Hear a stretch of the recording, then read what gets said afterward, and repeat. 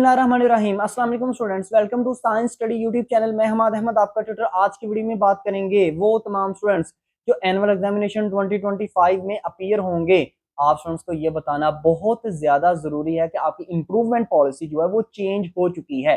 Sir improvement policy होती क्या है ये डिस्कस करेंगे, चेंजिंग क्या आई है ये डिस्कस करेंगे और आप इससे किस तरह बेनिफिट उठा सकते हैं, इन 3 पॉइंट्स पर डिस्कशन की जाएगी। तो वीडियो अच्छी लगी लाइक कीजिएगा, चैनल को सब्सक्राइब कीजिएगा और ज्यादा से ज्यादा इस चैनल को अपने फ्रेंड में भी शेयर कीजिएगा।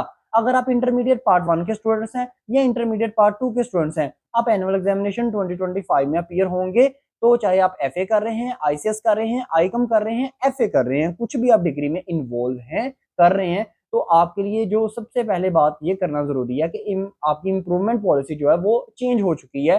पंजाब के किसी भी बोर्ड से आप बिलोंग करते हैं तो पंजाब के अंदर तो टोटल 9 बोर्ड आते हैं, प्लस एक बोर्ड आपका फेडरल बोर्ड इंक्लूडेड होता है। तो फेडरल बोर्ड को हटाकर पंजाब बोर्ड के 9 बोर्ड की बात की जा रही है। इंप्रूवमेंट पॉलिसी होती क्या? फॉर एग्जांपल अगर मैं एफएससी का या आईसीएस का या आईकॉम का या एफए का स्टूडेंट हूं, मैंने सेकंड ईयर कर ली। सेकंड ईयर के बाद मैंने ये सोचा कि मैंने यूनिवर्सिटी में एडमिशन लेना है। अब एडमिशन लेने के लिए मुझे यूनिवर्सिटी वालों ने कहा कि आपके 50% मार्क्स होने चाहिए फॉर एग्जांपल। अब वो मेरे मार्क्स नहीं है, मार्क्स मेरे है 48% ओवरऑल इस डिग्री में, इंटरमीडिएट की डिग्री में कंबाइन करके। तो मैंने कहा चलो मैं ना अपनी डिग्री को इम्प्रूव कर लेता हूँ। इम्प्रूव का मतलब होता है मैं अपने मार्क्स बढ़ा सकता हूँ। तो ये इस टर्म को कहते हैं इम्प्रूव करना, यानी कि अपने मार्क्स इंक्रीज कर लेना। अब इम्प्रूवमेंट पॉलिसी पिछले सालों में क्या थी, अब चेंजिंग क्या आ गई है? पिछले सालों में ये थी, यानी कि इस साल 2024 में भी यही थी कि आप 4 साल तक इम्प्रूवमेंट बार बार कर सकते हैं, इम्प्रूवमेंट का एग्जाम दे सकते हैं। जो भी सब्जेक्ट आपको लग रहा है कि इस सब्जेक्ट में मेरे मार्क्स कम है, उसको बार बार पेपर देके आप इंक्रीज से इंक्रीज तर कर सकते हैं। ठीक है, चाहे आप एक सब्जेक्ट की बात करें या ओवरऑल एक पूरे पार्ट की बात कर लें, चाहे इंटरमीडिएट पार्ट 1 की बात कर लें, चाहे पार्ट 2 की बात कर लें। तो अब 4 जो ये साल थे आपको उन्होंने दिए और टोटल 8 चांसेस आप स्टूडेंट्स को उन्होंने दिए थे। ओवरऑल 4 सालों में 8 दफा आप पेपर दे सकते थे इंप्रूवमेंट का। अब उन्होंने चेंजिंग क्या कर दिया, चेंजिंग को सुनिएगा। चेंजिंग उन्होंने ये कर दिया, उन्होंने कहा कि 4 ही आपको साल है, साल आपके 4 साल ही हैं। आप 4 साल तक अपने इंप्रूवमेंट के एग्जाम को दे सकते हैं इंटरमीडिएट की डिग्री कंप्लीट करने के बाद। ऐसा नहीं है कि कोई इंटरमीडिएट पार्ट 1 में है और वो कहना शुरू कर दे नहीं अब मैं इंप्रूव करूंगा, नहीं, इंटरमीडिएट पार्ट 2 करने के बाद इंप्रूवमेंट होती है। अच्छा, अब 4 साल ही हैं लेकिन अब आपको चांसेस 4 नहीं 8 नहीं मिलेंगे, चांसेस आपके हो गए हैं 4। जस्ट 4 चांसेस आपको दिए गए हैं। अब आपको नेक्स्ट जो चीज है वो बताना जरूरी है कि आपको इंप्रूवमेंट पॉलिसी का बेनिफिट क्या है। थर्ड पॉइंट हमारा ये था। देखिए बेनिफिट ये है कि फॉर एग्जांपल मैं स्टूडेंट हूं, मेरे फिजिक्स में, या अगर बात कर ली जाए आईसीएस की तो आईसीएस में भी फिजिक्स होता है, फिजिक्स में आईकॉम की बात कर ली जाए तो फॉर एग्जांपल अकाउंटिंग या इंग्लिश में, एफए की बात कर ली जाए तो खाली इंग्लिश में। अगर मुझे लग रहा है कि मेरे किसी भी सब्जेक्ट में 40 नंबर हैं, मैंने ये सोचा कि चलो मैं ना इसको इंक्रीज करता हूँ, पेपर देता हूँ दोबारा। मैंने एक दफा पेपर दिया, मेरे नंबर बढ़ के 45।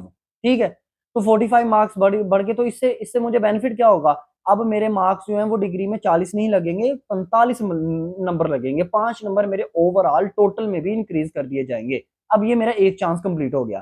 फिर मैंने सोचा नहीं, अभी भी जो है ना मेरे मार्क्स कम है यूनिवर्सिटी के लिए अप्लाई करने के लिए, तो मैंने फिर एग्जाम दिया इंप्रूवमेंट का। अच्छा, ये जो इंप्रूवमेंट का एग्जाम होता है ये कोई स्पेशली अलहदा से कोई एग्जाम नहीं होता। ये सप्लीमेंट्री जो स्टूडेंट्स पेपर देते हैं ना, ये एनुअल में जो स्टूडेंट्स पेपर देते हैं उनके साथ ही आप स्टूडेंट्स ने पेपर देने होते हैं। और आपकी डिग्री में ये भी नहीं लिखा जाता कि इंप्रूवमेंट आपने की है, या कोई इंप्रूवमेंट का अलहदा से क्वेश्चन पेपर भी नहीं होता। अब मैंने दोबारा से पेपर दिया, तो पेपर देके मेरे नंबर हो गए 50। मैंने कहा लो जी 10 नंबर मेरे बढ़ गए हैं 2 अटेम्प्ट में। अब इस तरह मैं करते करते 8 अटेम्प्ट तक कर सकता था। तो इस तरह मेरे लिए बेनिफिट क्या था, मेरे नंबर बढ़ सकते थे बार बार। हाँ, अगर डिक्रीज कर जाए तो वो फिर डिक्रीज करने वाले जो नंबर है ना, कम हुए नंबर वो लगा देते हैं। अब मैं 4 दफा बस अपने नंबर को इंक्रीज कर सकता हूँ, यानी कि अगर मैं 5-5 नंबर हर दफा इंक्रीज करूं तो 45, फिर 50, फिर 55, फिर 60। ठीक है, तो यहां तक जो है ना वो मैं जस्ट 4 चांसेस के अंदर मैं अप्लाई कर सकता हूं। और बेनिफिट को मैंने आपको बता दिया। बेनिफिट यही है कि आपके टोटल मार्क्स जो है वो इंक्रीज कर जाते हैं। इससे होता ही है कि जब आप कल को यूनिवर्सिटी में एडमिशन लेने के लिए जाते हैं, आपको प्रॉब्लम फेस नहीं करना पड़ती, वहां पर मेरिट लिस्ट में आपका नाम आ जाता है।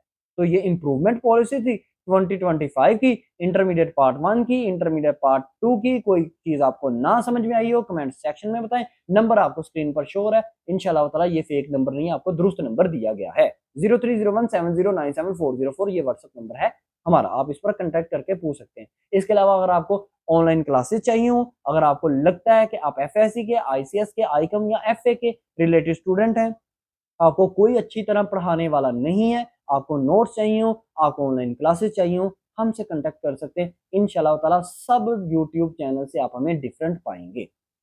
वीडियो आपको अच्छी लगी होगी, लाइक कीजिएगा, चैनल को सब्सक्राइब करें, अपना ख्याल रखें, अपने यूट्यूब चैनल का भी। अल्लाह हाफिज।